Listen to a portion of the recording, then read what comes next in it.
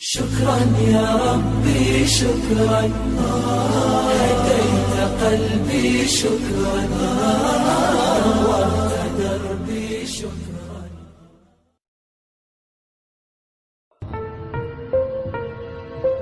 قصه ام سلیم چه قصه ای هست که عبرت آمیز است برای همه زنهای روی دنیا. موردی گفتنش آمد، نگاه کنید که در کدام حالت ام سلیم با شوهر خود خانه‌داری میکند. کدام حالت بالای ام سلیم آمده بود. ام سلیم این مادر انس است. حضرت انس مادرش ام سلیم بوده. پدر انس وقتی از دنیا میگذرد، ام سلیم به شوهر میماند. یک زمان از ام سلیم سپری می شود از مادر انس و مادر انس شوهر می کند. شوهر دوم او ابو طلحه می باشد. ابو طلحه بسیار آدم خدا ترس بودند، بسیار آدم خدا جوی بودند و باغ کلان هم داشتند. میگوید وقتی که ابو طلحه را گرفت، بعد یک سال گذشتن ام سلیم باز صاحب یک فرزند شدند از این شوهر دوم که این فرزند را نامش را گذاشتند عمیر. عمیر نام گذاشتند. عمیر میگوید روز به روز دوست رو یک میشد، کلان میشد. چی در نزد پدر مادرش عزیز بود، بسیار پدر و مادر دوستشان میداشتند. حتی پیغمبر خدا میگد گاه می آمد همین عمیر را میگد، همین فرزند ابو طلحه را نوازش میکرد، با او بازی میکرد، او را مذاق میکرد. باری میگد همین عمیر بیمار شد، بیماری تب. ابو طلحه میگد روزا روزدار بود، بیگاهی به خانه می آمد و میپرسید که عمیر چگونه است، از حال او میگه خبر میگرفت. گاه روز میگه تبش بلند میشد، گاه روز تب عمیر پس میشد. خاصه از بین هفته گذشت یا 2 هفته گذشت، یک روز میگه همین ابو طلحه از پی صحرا شدن، از پی کار شدن که فرزندشون عمیر تبش بلند شد. تب بلند شد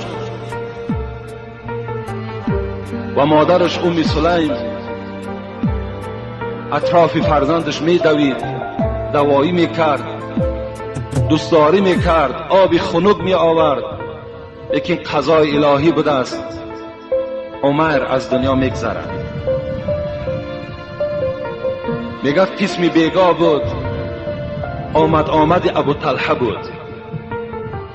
در حال میگد این ام سلیم این فرزند خود عمیر را میگد غسل داد، تازه کرد و در کفن میگد گرفت و برد در خانه دیگر گذاشت. وقتی بیگاه شد میگوید که این ابو طلحه که آمد پرسان کرد. اولین سوالی که کرد حال عمیر چگونه است، فرزندمان چی خیل شد؟ ام سلیم چی جواب دادند؟ میدانستند که ابو طلحه روزدار است. گفتند امروز نظر به پیشینه کاملا خوب است و الحال ابو طلحه استراحت دارد. خوب می شود که از حال او دیگر خبر نگیری. ابو طلحه میگد با یک دلی پر چیکار کردند؟ رفته در خانه ای که دائم طعام میخوردن نشستند و ام سلیم میگوید طعام آوردم، روزه را کشادند. شب میگوید در پهلوی این ابو طلحه خواب کردند و حتی با ابو طلحه خانه‌داری کردند. کی میتواند؟ چگونه زن میتواند که در خانه‌ای که در پهلوی او هست، فرزند او وفات کردگی هست، یگانه فرزند او، در همین خیل حالت باز شوهر خود خدمت میکند، با شوهر سیر آشکار نمیکند. برای چی؟ تا که ابو طلحه روزدار است. اگر من گویم که وی وفات کرده است، این الک غمگین میشود، یعنی اشتهای او میگردد، طعام نمیخورد و ضعف و بی‌قوتی ابو طلحه را فرا میگیرد. گفته چی یک نیتهای نیکی در مینه سری ام سلیم دور میگشت. همون شب خانه‌داری کردند. میگه قسم سحر شد. زنهای اون زمان عادت داشتند که پیش از شوهر میخیزند و آب طهارت برای شوهر آماده میکردند. امروز کم است آن زنهایی که برای شوهر آب طهارت گیرند، کم است. شوهر میخیزد، خود میرود طهارت میکند، تا حال زن خواب است. بعض زنهای دیگر حتی که اگر آمده جماعتی بامداد میخوانیم میریم، تا حال بر زگاه خواب است، بیدار نیست.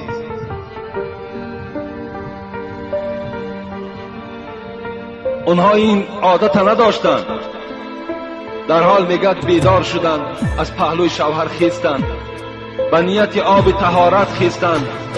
لیکن مادامی که مادر بودند دلشان طاقت نکردند. گفتند ابو طلحه گفتند اگر مبادایی که یگان کس یک ودیعت، یک امانت به ما و شما دهد، مثل خواه بیل است، خواه تیشه است، خواه لباس است، و یک مهلت برای او به ما و شما جدا کند، آیا او را گرداندن دادن لازم است یا نه؟ ابو طلحه گفتن البته امانت باید خیانت کردن در کار نیست. امانت چیزی هست که باید در حال به صاحبش گردانده شود. گفت ابو طلحه گو آگاه باش که امشب همون امانتی که فرزند ما و شما عمیر بود جان را به حق تسلیم کرده بود. من نخواستم که تو را آگاه کنم، زیرا تشویش بالای تو میشد. تو آدمی روزدار بودی، تو آدمی مانده بودی، از این خاطر من وی را غسل دادم، کفن کردم، الحال برای تو خبر میدهم. ابو طلحه میگوید غضبناک شدند، از جای خود خیستند و دوان دوان نزد استاد خود، معلم خود، سرور خود، راهبر خود حضرت محمد صلی الله علیه و سلم روانه شدند. آمدن نزد پیغمبر شکایت کردن پیغمبر خدا این حالت دیروز بیگاهی بالای فرزند من رخ داد، لیکن زن من این حالت را برای من بیان نکرد، این چی میشده باشد؟ پیغمبر خدا گفتن خوش به حالت ای ابو طلحه که چی زنی مسلمان را تو صاحب هستی. امشب این خانداری که شما کردین پیغمبر خدا به نور نبوت دانستند. گفتن از این نطفه شما، از این خانداری شما بی نهایت فرزند خوب به دنیا می آید.